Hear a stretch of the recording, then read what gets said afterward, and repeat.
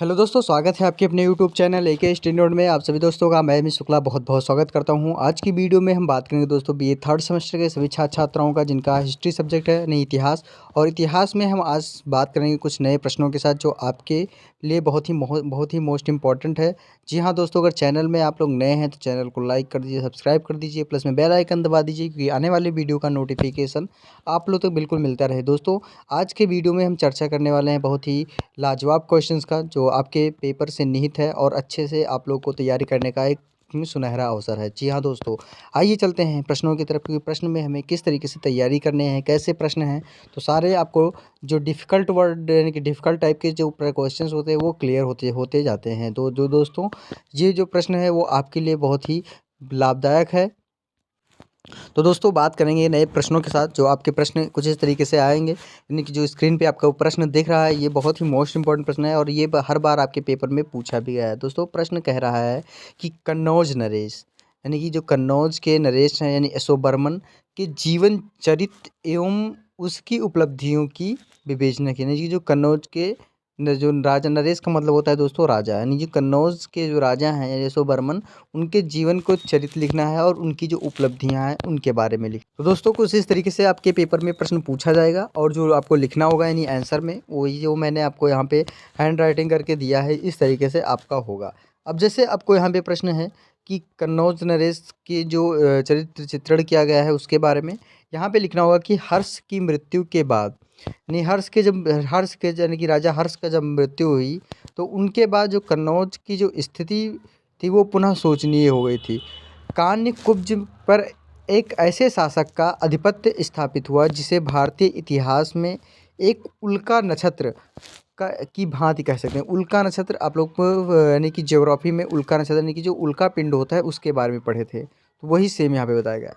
यशोवर्मन के इतिहास में अवतरण होने पर यानी अवतरण का मतलब यानी कि यशोवर्मन जी इतिहास में यानी कि आने पर यानी कि अवतरण होने से अंधकार मिट गया और वह महत्वाकांक्षी शासक था। महत्वाकांक्षी यानी कि बहुत ही प्रभावित यानी कि प्रभुत्व शासक था जिसने एक बार पुनः शांति और सुव्यवस्था स्थापित की। इससे कन्नौज पुनः राजनीतिक और सांस्कृतिक जीवन का प्रमुख केंद्र बन गया। और यशोवर्मन के इतिहास की जानकारी गौडवोह यानी कि प्राकृत ग्रंथ, गौडवोह का मतलब होता है प्राकृत ग्रंथ, से मिलती है। और इस ग्रंथ का प्रमुख नायक है यशोवर्मन है। गए यानी कि गौडवोह में यशोवर्मन की दिग्विजय यात्रा का वर्णन है। अब इसमें क्या है कि जो यात्रा का वर्णन है वो किस तरीके से यानी यशोवर्मन की जो दिग्विजय यात्रा थी उसके बारे में यहाँ पे आपको बताया जाएगा। अब यहाँ पे हमने आपको जो बताया था यानी कि दिग्विजय की जो यशोवर्मन की जो दिग्विजय यात्रा थी उसके बारे में वागपति ने यानी वागपति मोहम्मद ने अपने ग्रंथ गौडवोह में यानी वागपति की जो रचना है गौडवोह उसमें यशोवर्मन की विजय यात्रा का काव्यात्मक ढंग से विवरण प्रस्तुत किया है। संभवतः इसमें कालिदास जो रघुवंश के हैं और बाण हर्षचरित का अनुसरण करते हुए वागपति ने गौडवोह नामक ग्रंथ में यशोवर्मन की दिग्विजयों की यानी कि विस्तृत वर्णन किया है। वर्षा ऋतु के समाप्त होते ही यशोवर्मन संपूर्ण पृथ्वी की विजय के लिए अपनी राजधानी से पूरब की ओर चला, यानी कि जो अपने राजधानी की जो विजय के लिए उन्होंने अपने राजधानी से पूर्व की ओर निकला। फिर आता है सकल धरा वलय विजय, ये इनकी जो वो सूक्ति है यानी सकल धरा वलय विजय व्यवसायों। दिग्विजय यात्रा के लिए प्रस्थान करने के पूर्व उसने वैदिक विधि से अवश्य यानी कि अवसरोचित यज्ञों का अनुष्ठान किया जिसमें ये सूक्ति बताई गई है। इसमें सर्वप्रथम दक्षिण पूरब की ओर ध्यान दिया और इस अभियान क्रम में उसने विंध्यगिरि पर सैनिक शिविर डालकर अनार्य देवी यानी विंध्यवासिनी की पूजा की। और यह आधुनिक मिर्ज़ापुर में विंध्यांचल यानी कि विंध्यांचल की देवी की यानी विंध्यांचल देवी की और विंध्याचल पहुंचने के लिए इसे कानपुर, फतेहपुर एवं प्रयाग मार्ग से चलना पड़ा होगा। और इस अभियान का उद्देश्य मगध नरेश को पराजित करना था। मगध पर आक्रमण करने पर उन्होंने अब आता है हेडिंग आपका मगध पर आक्रमण, यानी कि जब उन्होंने यानी कि जो यशोवर्मन जी ने विंध्याचल पर अपना कब्जा जमाने के लिए सोचा, तो मिर्ज़ापुर पहुंचने के लिए उसने मगध पर आक्रमण किया और सर्वप्रथम सोंड यानी सोन नदी की घाटी में यशोवर्मन पहुंचा। वहां से वह यानी कि विंध्यवासिनी की देवी की पूजा के लिए वहां गया, और जिस समय उसकी सेना विंध्य प्रदेश में थी, उसी समय मगध का राजा यानी यशोवर्मन के आक्रमण से भयभीत होकर भाग गया। किंतु भगोड़े मगध के राजा के सामंतों ने उसे युद्ध करने के लिए उत्साहित किया। उसके पश्चात यह यशोवर्मन से युद्ध करते हुए वह मारा गया। मगध उसके राज्य में यानी कि मगध उसके राज्य से मिला लिया गया, और संभवतः पराजित नरेश जीवित यानी गुप्त द्वितीय था। उसके उल्लेख यानी कि देवबरनार्क अभिलेख में हुआ था, यानी कि कौन से अभिलेख में? देवबरनार्क में। अब आता है बंगों के विरुद्ध अभियान। अब इसके बाद में फिर आता है मगध के बाद में बंगों के विरुद्ध अभियान चालू किया गया। इसमें मगध नरेश को पराजित करने के उपरांत यशोवर्मन बंग देश पहुंचा, जहां बंगपति ने आत्मसमर्पण कर दिया, और बंगपति को अपनी हस्त सेना पर पूर्ण गर्व था। उसने बंग सेना के अगणित मद गज सेना का दमन किया। नालंदा लेख से ज्ञात होता है कि यशोवर्मन ने हाथियों के मस्तक को कुचल कर राजाओं की श्री प्राप्त की है। फिर आता है दक्षिण में। अभी तक कहाँ पे इन्होंने? मगध में किया, फिर आता है बंगों के विरुद्ध किया था। अब आता है दक्षिण में। दक्षिण में इन्होंने समुद्र तट विजय यात्रा करता हुआ वह मलय में पहुंचा, और यहीं पर दक्षिण के राजा ने उसके समक्ष अपना आत्मसमर्पण कर दिया था। यानी कि पहले मगध के राजा को मारा, उसके बाद में फिर बंगों के राजा ने समर्पण किया, उसके बाद दक्षिण के राजा ने उसको आत्मसमर्पण किया। और यशोवर्मन द्वारा पराजित दक्षिण दिशा यानी कि नरेंद्र की पहचान नहीं हो पाई, और यशोवर्मन ने महेंद्र पर्वत यानी पूर्वी घाटी के राजा को भी पराजित किया। उसके बाद फिर आता है पारसिक युद्ध। उसके बाद में फिर क्या होता है? पारसिक युद्ध होता है। पारसिक युद्ध में क्या होता है कि पारसिकों के साथ यशोवर्मन का दीर्घ काल तक घोर युद्ध है। दीर्घ काल में बड़े दिनों तक, यानी कि मान के चलो कि 3 से 4 साल तक लगातार युद्ध चलता ही रहा होगा, मतलब दीर्घ काल में लंबे समय तक। उसमें फिर आता है, उसमें बाद में फिर लिखा गया इसमें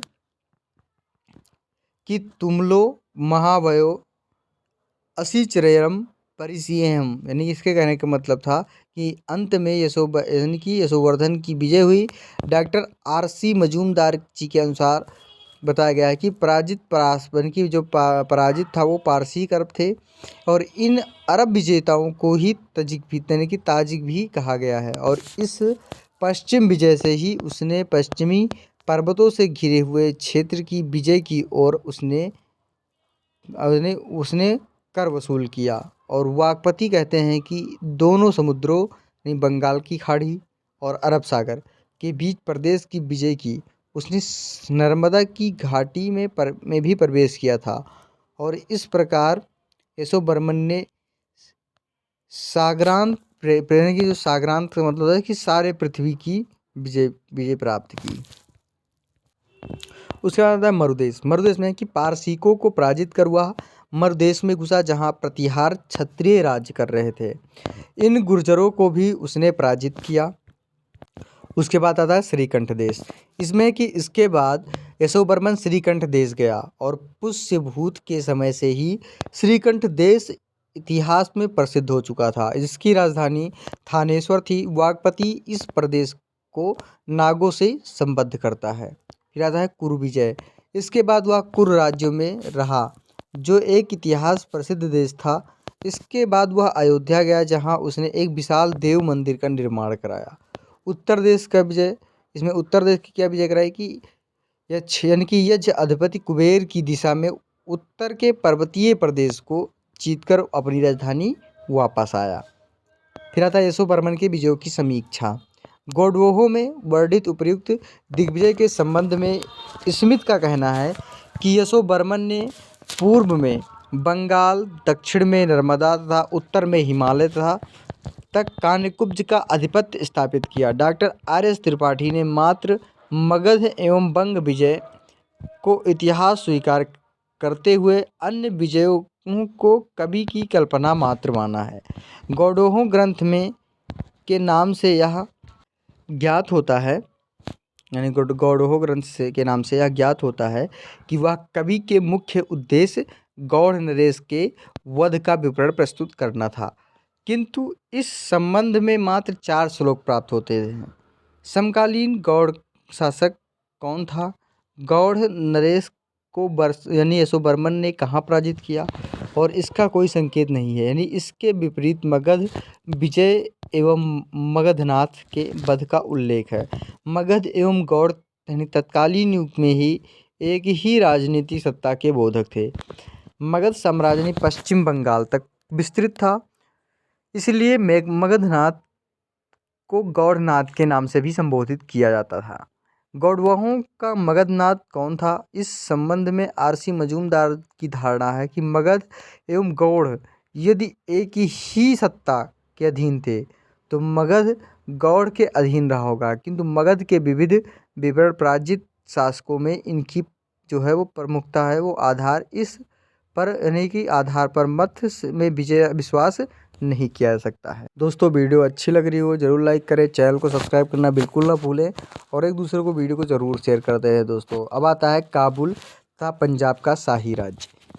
इसमें क्या है दोस्तों कि उत्तरी पश्चिम में भाग में यह भारत का महत्वपूर्ण हिंदू राज्य था, जो चिनाब से लेकर हिंदू कुश तक फैला था।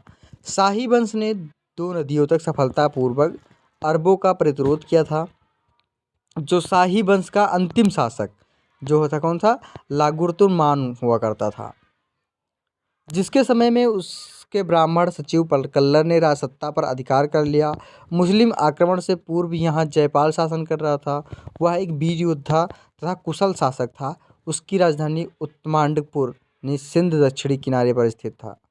वह राज्य मुस्लिम आक्रमण का प्रथम शिकार हुआ। कश्मीर का राज्य, उसका फिर आइडेंटिटी डालेंगे आप, कश्मीर का राज्य। ये तो था आपका काबुल तथा पंजाब का शाही राज्य, उसका अर्थ है कश्मीर का राज्य। इसमें क्या है कि 9वीं तथा 10वीं शताब्दी में कश्मीर में उत्पल राजवंश का शासन था और इस वंश के शक्तिशाली नरेश शंकर वर्मा ने अपने साम्राज्य को दूर दूर तक विस्तृत किया। उसकी मृत्यु के बाद कश्मीर घाटी में घोर अव्यवस्था फैल गई, जिसका लाभ उठाकर 939 ईस्वी में यस्कर ने ब्राह्मणों की सहायता से राजगद्दी प्राप्त की है और उसका शासन काल शांति एवं समृद्धि के लिए प्रसिद्ध है। इसके बाद वह पूर्व गुप्त तथा फिर क्षेमगुप्त राजा हुआ। अंतिम शासक के काल में 980 उसकी पत्नी यानी जिद्दा वास्तविक शासिका बनी। अंत तो गत्वा उसने राजगद्दी हथिया ली और 1008 ईस्वी तक शासन किया। जिद्दा की मृत्यु के बाद उसके भतीजे संग्राम राज ने कश्मीर में लोहार वंश की स्थापना की और इस प्रकार मुस्लिम आक्रमण के समय कश्मीर का राज्य अव्यवस्था एवं अराजकता के दौर से गुजर रहा था। उसका क्या है? कन्नौज के प्रतिहार राज्य। इसमें 836 ईस्वी में कन्नौज में प्रतिहार राजवंश का स्थापना हुई और इस वंश के शक्तिशाली शासक वत्स राज्य और उसका पुत्र नागभट्ट द्वितीय था और इस वंश का दक्षिण के राष्ट्रकूट तथा बंगाल के पाल राजवंशों के साथ दीर्घकालीन संघर्ष चलता रहा। कालांतर के में प्रतिहारों की शक्ति कमज़ोर पड़ गई और इस वंश के अंतिम शासक राजपाल के समय यानी कि अर्थात 1018 ईस्वी में महमूद गजनबी के कन्नौज के ऊपर आक्रमण किया था। फिर आता है मलवा का परमार राजवंश। इसमें आता है कि 972 ईस्वी के अंतिम चरण में सियक नामक व्यक्ति ने मालवा में स्वतंत्र परमार वंश की स्थापना की और इस वंश के जो शासक हुआ करते हैं वो राष्ट्रकूटों की अधीनता स्वीकार करते थे। इस वंश का सर्वाधिक शक्तिशाली राजा यानी कि मुंज 973 से 995 ईस्वी तक हुआ। वह महान विजेता तथा साम्राज्य निर्माता था। उसके बाद सिंधुराज और फिर भोज शासक हुए। भोज ने 1060 तक शासन किया। वह महमूद गजनबी का समकालीन था। फिर आता है बुंदेलखंड का चंदेल वंश। बुंदेलखंड यानी कि जेजा भुक्ति ने स्वतंत्र चंदेल राजवंश की स्थापना करने वाला शासक हर्ष यानी 900 से 925 ईस्वी था। इसके पूर्वज गुर्जर प्रतिहारों के अधीनता स्वीकार करते थे। 10वीं शताब्दी में बुंदेलखंड एक अत्यंत शक्तिशाली राज्य बन गया जो धंग, गंड, विद्याधर और फिर चंदेल वंश के प्रमुख शासक। विद्याधर 1019 से 1029 के समय में महमूद गजनबी ने चंदेल राज्य पर आक्रमण किया था और विद्याधर ने बड़ी वीरता तथा कुशलता के साथ उसका सामना किया तथा महमूद को विवश होकर उसकी संधि करनी पड़ी थी। विद्याधर अकेला एक ऐसा हिंदू शासक था जिसने मुसलमानों को सफलतापूर्वक प्रतिरोध किया और मुस्लिम लेखकों ने उसके तत्कालीन भारत का सर्वाधिक शक्तिशाली शासक बताया है। उसके बाद फिर आता है गुजरात का चालुक्य वंश। इसमें है कि इस वंश का संस्थापक मूलराज प्रथम जो 974 से 95 ईस्वी तक था, इसने गुजरात तथा सौराष्ट्र की विजय की। उसका उत्तराधिकारी चामुंडा राज 995 से 1022 तक था, जिसने धारा के परमार नरेश सिंधुराज को पराजित किया था। वह महमूद का समकालीन था। चालुक्य राजाओं के समय ही महमूद गजनबी ने सोमनाथ के प्रसिद्ध मंदिर को लूटा था। फिर आता है नेक्स्ट क्वेश्चन, आपका नेक्स्ट टॉपिक बंगाल का पाल राज्य। इसमें आता है कि 8वीं सदी के द्वितीयार्ध में बंगाल के पालों ने एक शक्तिशाली राज्य की स्थापना की और इस वंश के जो प्रसिद्ध शासक थे वो धर्मपाल एवं देवपाल हुए। उनका प्रतिहार तथा राष्ट्रकूटों के साथ दीर्घकालीन संघर्ष चलता रहा। 11वीं सदी के प्रथम चरण में बंगाल का पालवंशी शासक महिपाल प्रथम था और इस समय महमूद पश्चिमी भारत के राज्यों को जीतने में संलग्न था। और इन सभी के अलावा मुस्लिम आक्रमणों के समय उत्तरी भारत में अनेक छोटे छोटे राज्य थे जो विंध्य पर्वत के दक्षिण का भंग भी उनके राज्यों में विभाजित था, जिनमें कल्याणी के चालुक्य तथा तंजौर के चोल शक्तिशाली थे। जिस समय चोल तथा चालुक्य दक्षिण में परस्पर संघर्षप्रद थे, उसी समय उत्तरी भारत के राज्य महमूद गजनबी के आक्रमणों का शिकार हो रहे थे। विभाजन तथा पारस्परिक संघर्ष की इस स्थिति ने तुर्क आक्रमणकारियों का कार्य सुगम कर दिया। तो इस तरीके से यानी कि जो राज्य थे उनमें उन्होंने अपना संघर्ष दिखाया था। तो दोस्तों आई होप आपको ये क्वेश्चन समझ में आया होगा। तो दोस्तों वीडियो अच्छी लगी हो ज़रूर लाइक करें, चैनल को सब्सक्राइब करना बिल्कुल ना भूलें और एक दूसरे को वीडियो को शेयर करते रहिए। दोस्तों इसी के साथ अगली वीडियो में हम आपके साथ उपस्थित होंगे। धन्यवाद दोस्तों।